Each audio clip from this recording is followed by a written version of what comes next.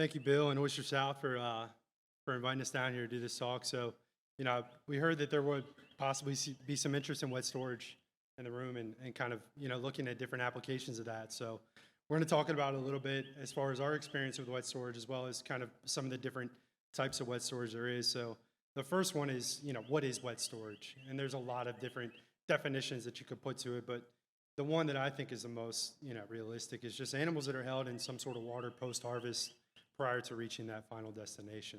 And there's a lot of different, kind of a broad spectrum of different ways that can happen. So there's two really main types that I kind of broke it down to, which is a recirculating system versus a flow-through system. For our experience, we focused a little bit on flow-through at the beginning, but mostly on recirculating. So recirculating is going to be a land-based tank, mostly, or some sort of storage system. It requires a substantial amount of filtration and systems and extensive monitoring practices.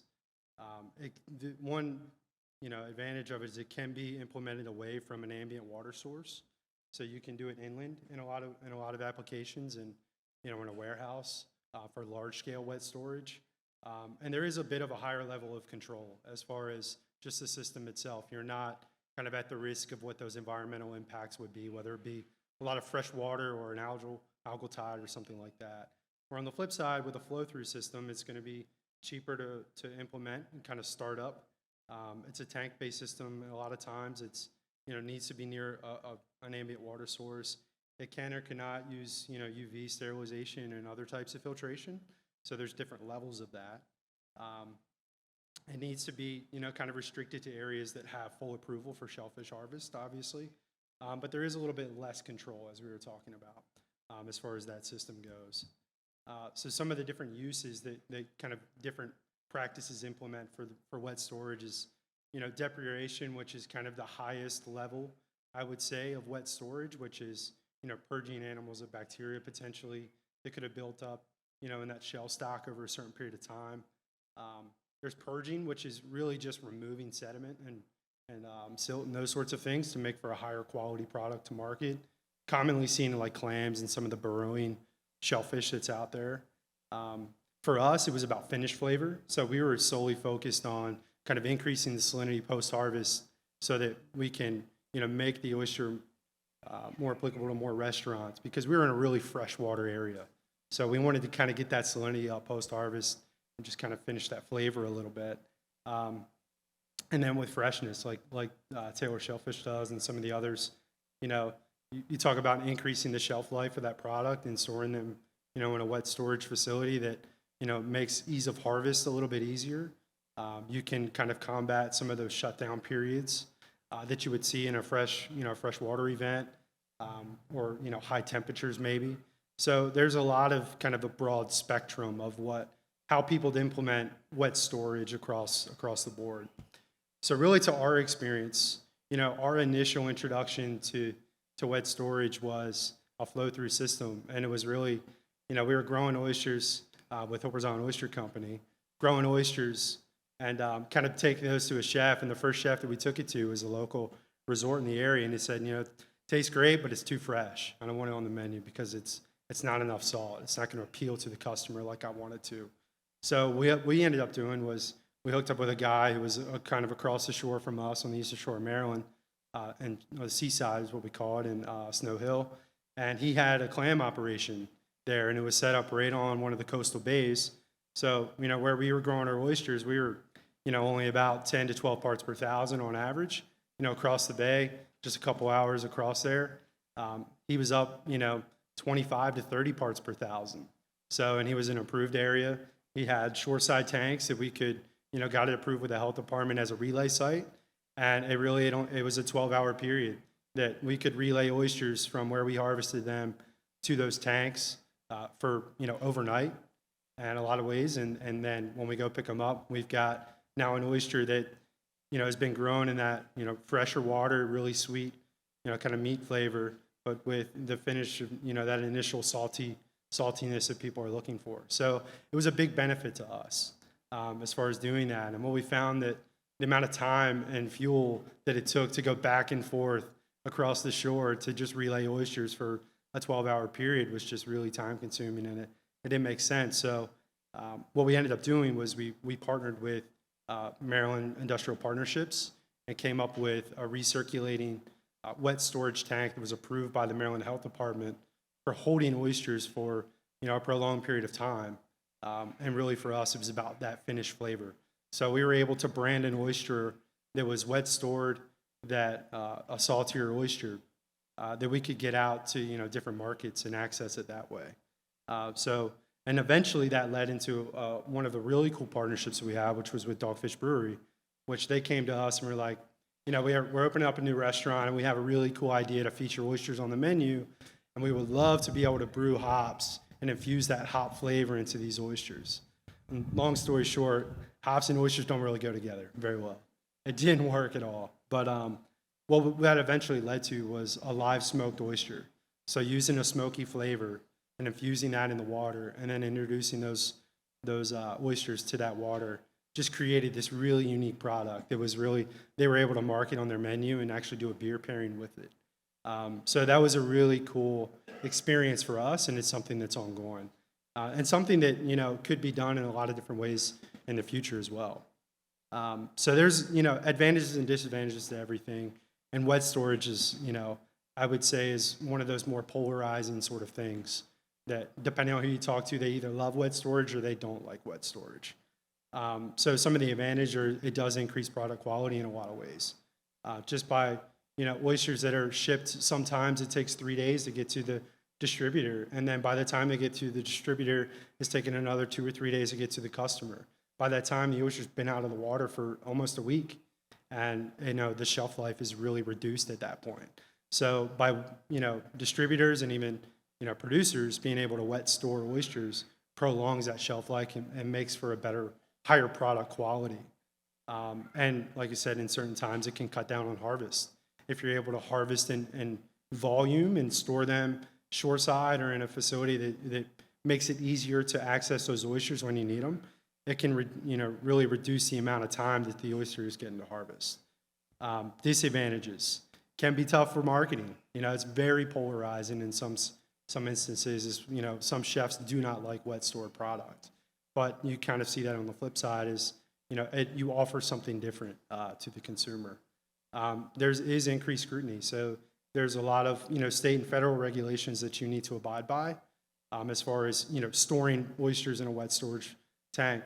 For us, we had to do weekly tests on our water, so taking samples of that water and taking it to the health department and getting that approved. And if it came back that it wasn't up to that standard, then you have to go through a whole recall of oysters that were stored in the wet storage tank during that time. So it can be some increased scrutiny and regulation that you have to deal with. And another one that I don't think is brought up a lot is just managing seasonal physiological variations in the oyster. Storing an oyster in the summertime in a wet storage tank is not the same as a winter oyster in a wet storage tank. Especially when you're talking about increasing salinity levels, there's a lot of things that come into play that you really have to be aware of as far as, how that oyster is going to react to the water that they're put in and how that's going to either improve or decrease shelf life or even survivability. So that's something just to keep in mind as well. So just in summary, wet storage does have its advantages when it's applied correctly.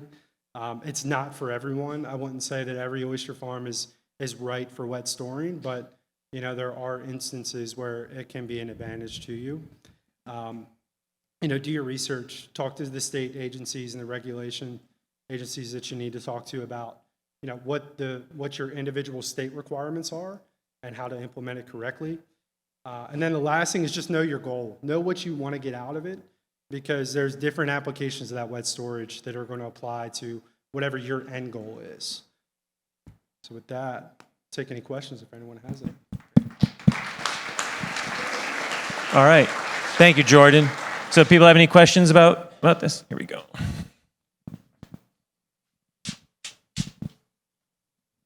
Hey, Jordan. So how are you manipulating the salinity? We're using boxed marine mix?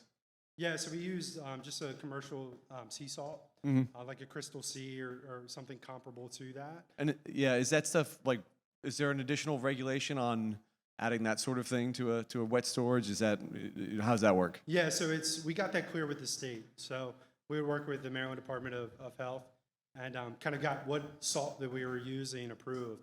And for the instance of like the dogfish application, we were actually using a different type of salt, kind of in with that sea salt, as well as some other ingredients that we were using in that, that we just got that approved. So we worked with the state agency on, this is what we're using, this is how we're applying it, and just got them to approve that so that, we weren't introducing something that later, they didn't like. Yeah, And sure. that's something to just check in on. Cool, thanks. Yeah.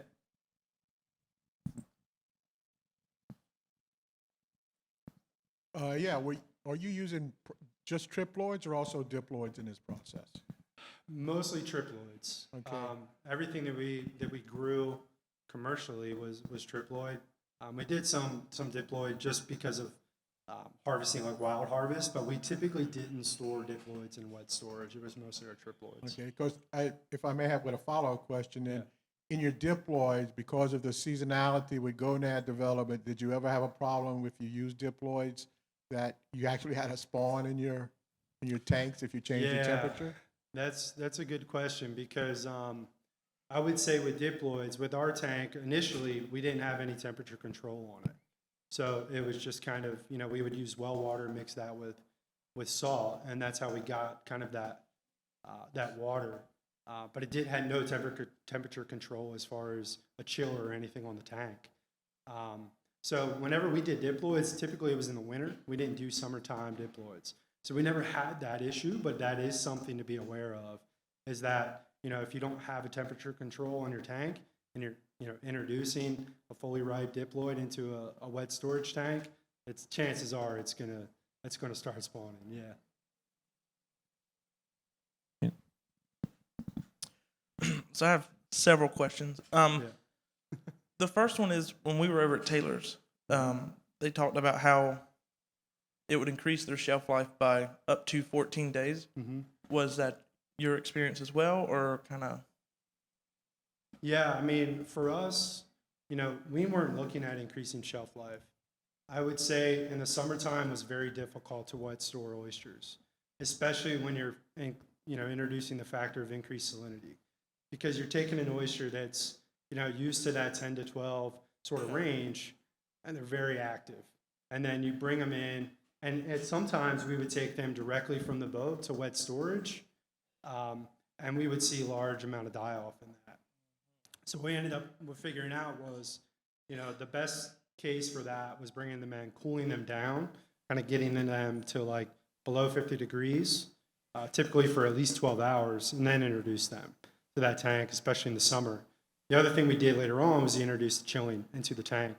So we held that water really low, like about 60 degrees, and that kind of slowed the oyster down and let that change happen more gradually. And we saw that we were getting comparable shelf life to a non-wet stored oyster.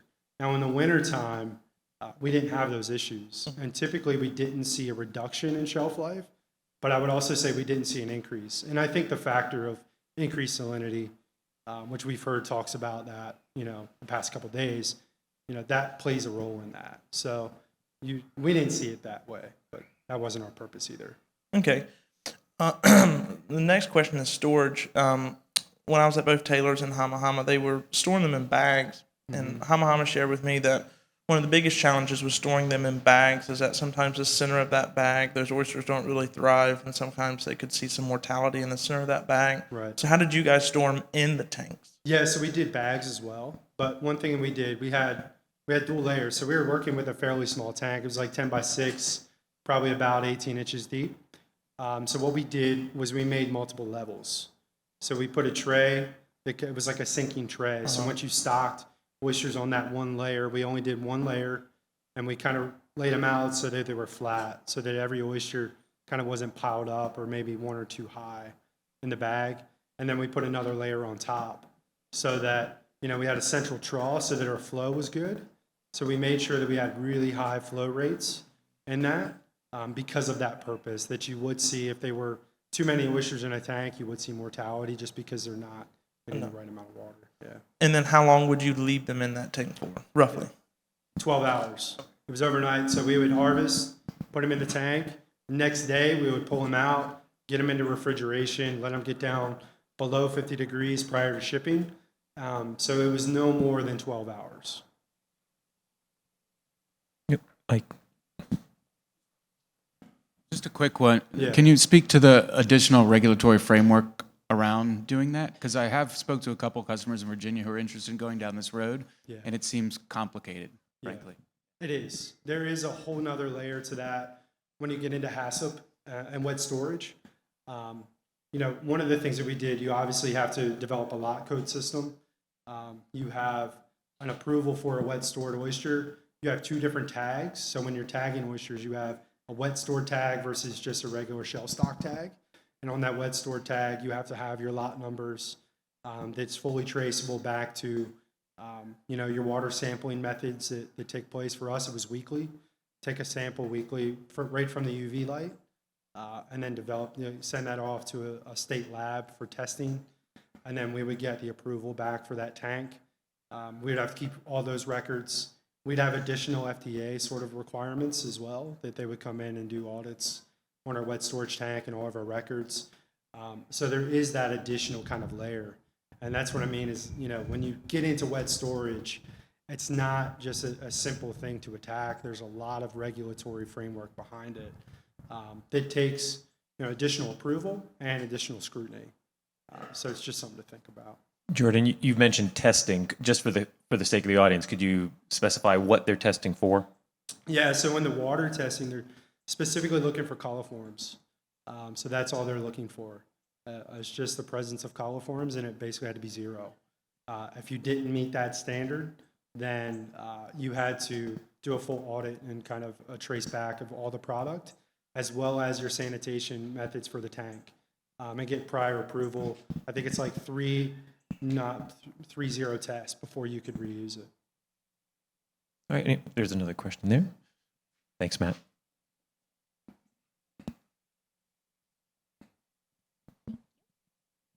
What lab did you use, and what was the price per sample, if you don't mind sharing? It was a state lab, and it was free, which was Oh, great. your state lab could do Yeah. free? Yep.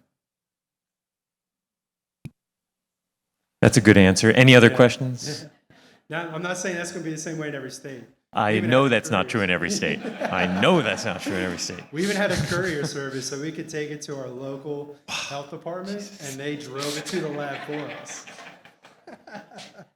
That's amazing. That's a high bar to follow. All right. Well, thank you, Jordan. Appreciate it. Thank you.